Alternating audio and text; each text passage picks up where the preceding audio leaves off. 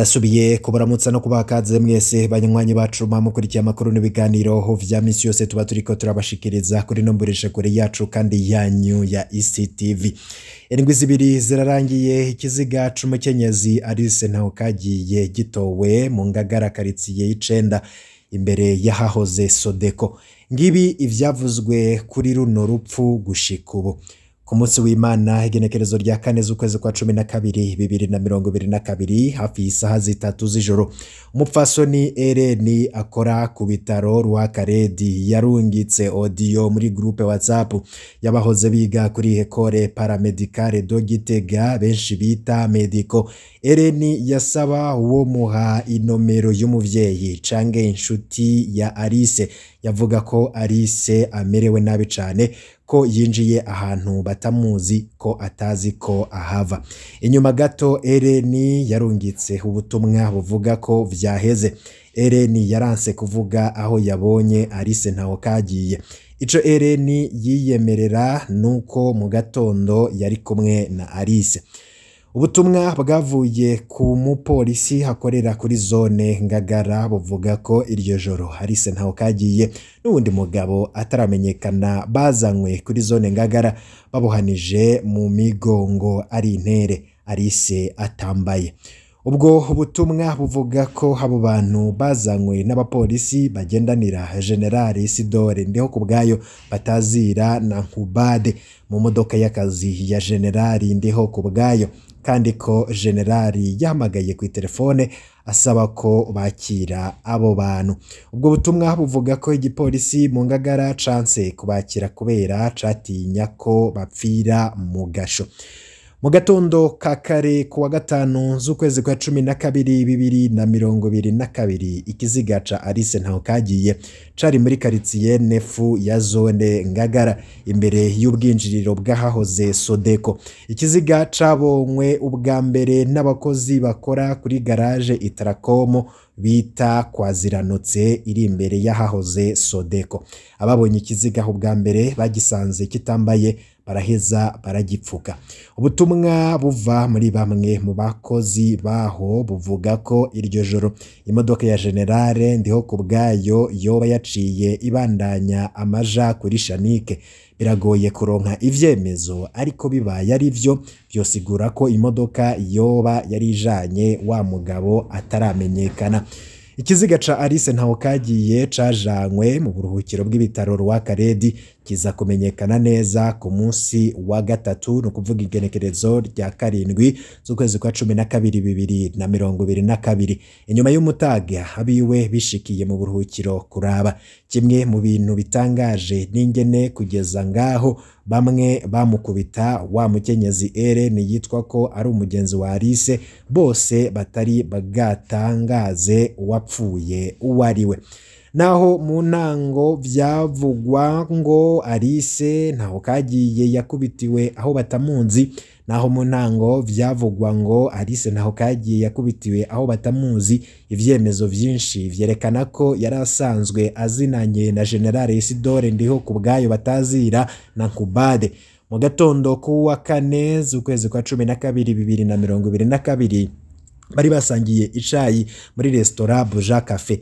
Ibi birazwi n'abantu benshi bashimye kunuma ivyo bazi, harimwo umurwizatunga yari chef agitire ya General Isidore nkuko twabihawe n'abegereye uwo murwizatunga.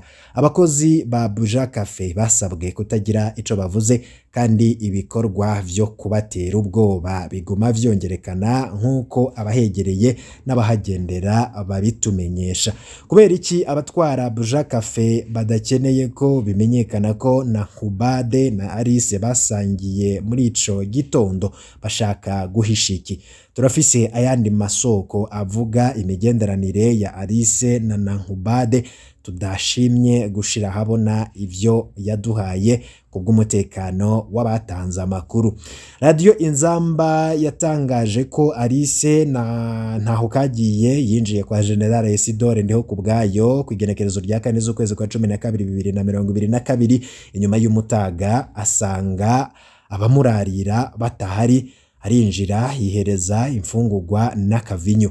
iradiyo yavuze ko Nankubade yoba yavyuwe n'umwana aza kuraba Alice.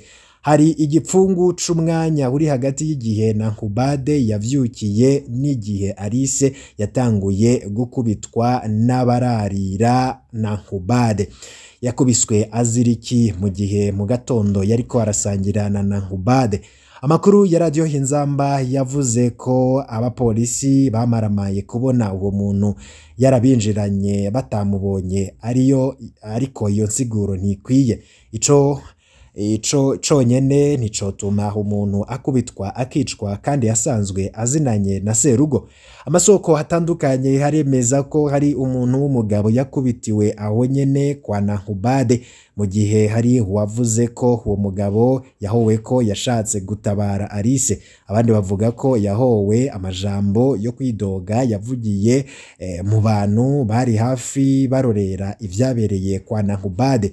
Yoba yakubiswe ahorwa ko yemeje ko Alice yakubiswe n'abapolisi. Ayo makuru ahura n'ayavuye kuri zone Ngagara avuga ko Alice yaje abohanye n'umuntu w'umugabo atamenyekanye kandi nawe nyene yari intere yuzuye amaraso. Uwo muntu kugeza ubu ntazwi. Amakuru tutararongeraho ivyemezo havuga ko hari abapolisi babiri bararira General Isidore Ndihokubwayo bapfunzwe bazira urupfu rwa Alice Ntahokagiye. Amakuru yandi dufise abandanya kwemeza ko General Isidore Ndihokubwayo yaciye arungikwa mu rugendo rw'akazi hanze y'igihugu. Yoba yitezwe kugaruka itariki ya 20 z'ukwezi kwa 12 2022. Ivyo bigashimangira ko kugeza ubu Nankubade atarasambishwa kubijanye n'urupfu rwa Alice Ntahokagiye. Umuhisi Alice Ntahokagiye yarashinguwe mu itongo ry'abapfuye ku Manda ku wa gatanu uheze gerekerezo rya 16 z'ukwezi kwa 12 2022.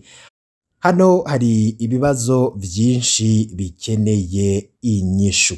Kubera iki nk'umugenzi wa Alice Ellen yanse kuvuga aho yakubitiwe yongera aranuma ikiziga ciwe gitowe? Igipolisi coba kirarondera uwo mukenyezi ngo asigure ivyo yabonye? Kuva isaha 3 z'ijoro uyo Ellen yavuze ati vyaheze, aca arahagarika kumutabariza. Alice yoba yari yamaze gupfa ico gihe. Igipolisi coba carasavye autopsy kugira isaha y'urupfu rwa Alice Ntahokagiye imenyekane neza. Umunsi wa nyuma wa Alice Ntahokagiye wagenze gute? Ku wa 4 z'ukwezi kwa 12 2022. Avuye kuri Buja Cafe yaciye ajahe? Ko bagiye bakurikirana na General Ndihokubwayo boba bagiye hamwe? Aho inyuma y'umutagaho yari azanywe n'iki kwa Nankubade? Bapfuye iki kugira akubitwe? Ni yihe nyungu Buja Cafe ifise mu kurondera kunyegeza ivyabaye? Uyu mugabo yakubiswe ninde? Ari hehe? Indwi zibiri inyuma yako kamaramaza nta rwego na rumwe rw'u Burundi ruragira ico ruvuze kwigandagurwa rya Alice Ntahokagiye, kiretse tweet ntoya y'igipolisi yanditswe ikiziga cy'igitogwa kitaramenyekana. Ico gihe igipolisi cavuga ko kiriko kiratohoza.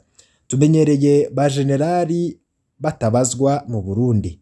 Isidore Ndihokubwayo yoba azobazwa ivyashikiye Alice Ntahokagiye canke himirije irementanya nkuko iperereza ryabitumenyereje?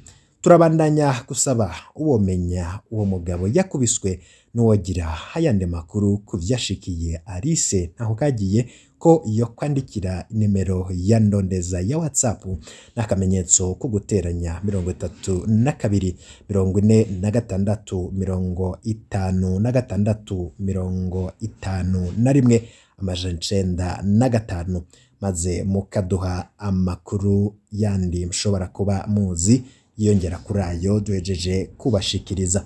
Ivyo rero akamaramaza nibara ku mutemere, haimwe mu makuru abagenda aravugwa, ariko nanone tukabandanya kubatohoreza vyinshi. Abantu bamwe n'abandi bati mu Burundi umuntu aricwa ntihagire igikorwa, nyamara ikiremwa muntu mu Burundi ntabwo gihabwa agaciro. Ati ni gute umuntu ashobora gupfa akahashika naho ashingurwa tamatohoza abaye, canke abategetsi bakigumira mu gacerere kandi yarapfuye muri ubwo buryo bubabaje. Ati ntihakorwa amatohoza, ariko amatohoza ipolisi kivuga gikora ntabwo aje ahabona ngo hamenyekane icavuyemwo. Andi bati uyo mujenerali ategerezwa kuba asigura vyinshi ku rupfu rwa Alice Ntahokagiye kuko biraboneka ko bazinanye. Uyundi ati ivy'Uburundi n'akamaramaza, nta butungane niteze kuri urwo rupfu rwa Alice Ntahokagiye, abiwe nibigumye vyaraheze niko mu Burundi tubizi. Uyundi ati ibi bintu birababaje cane, ntihakorwa amatohoza, turindiriye kubona igikozwe kuko biraboneka ko uyo mukenyezi yishwe kandi yishwe n'abantu bazwi, nta nibigoye gutohoza birimwo ngaho. Uyundi ati none ayo makuru yose muduha ko abategetsi ataco bayavuga ko, aho ntimwoba muriko muravuga ivyo mwiyumviriye. Ati none aho kuri Buja Cafe ko biboneka ko bazi amakuru kuki batabazwa, iryo terabwoba ryoryo ryoba ari iry'ikiga yemwe. Ati ivyo mu Burundi birasiga ubwenge. Uyundi ati nje mbona urupfu rwa Alice Ntahokagiye uyo mujenerali rufisemwo uruhara, ahubwo baramuhungishije kugira atabazwa, azogaruka ibintu vyaramaze koroha, nico catumye baca bamurungika mu butumwa hanze. Ati abajenerali ni ntakorwako mu gihugu c'u Burundi. Uyundi ati mubandanye mudutohoreza ayo makuru, turakeneye kumenya vyinshi kandi harakwiye umuco kubirabana n'urwo rupfu nabo baba barabigizemwo uruhara.